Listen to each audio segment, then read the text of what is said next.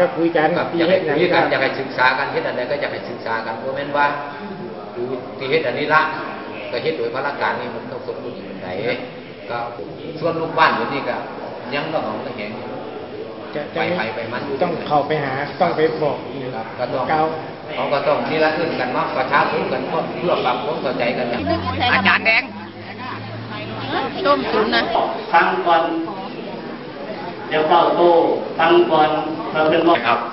ก็ด้วยความไม่สบายใจแต่ก็อยากจะให้ทั้งสองฝ่ายเนี่ยนะครับได้ดูที่จุดมุ่งหมายดูที่เจตนารมณ์ที่ถูกต้องในการที่อยู่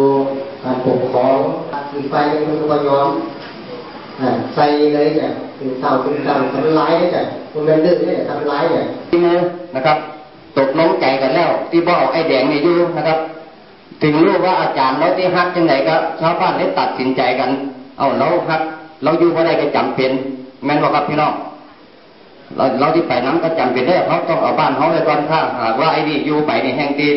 มาที่นี่ถ้าผู้ใดต้องการว่าให้อาจารย์ที่น้องท่านสามารถเป็นพระครูของเขาก็ขอกราบท่านอาจารย์เขาได้พูดได้เห็นค่ะขอบคุณค่ะมันได้เกิดแล้วครับมันได้เกิดแล้วเพราะว่าพวกผมเป็นผู้นำพวกเจ้ากระทำผิดไปพวกผมขอรับผิดชอบเลยครับ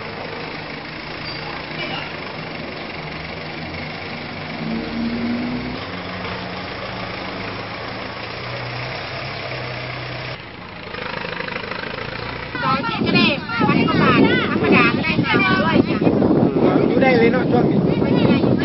แล้วเสาร์ที่ผ่านมานี่เท่าไหร่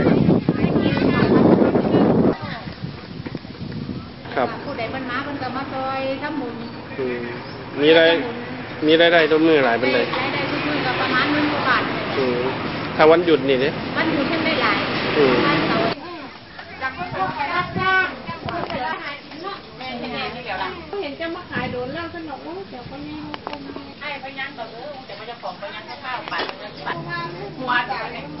เราเรียกว่าลูกเราเป็นชายเราเรียกเพื่อนเราเป็นบ้านเราเป็นสุริ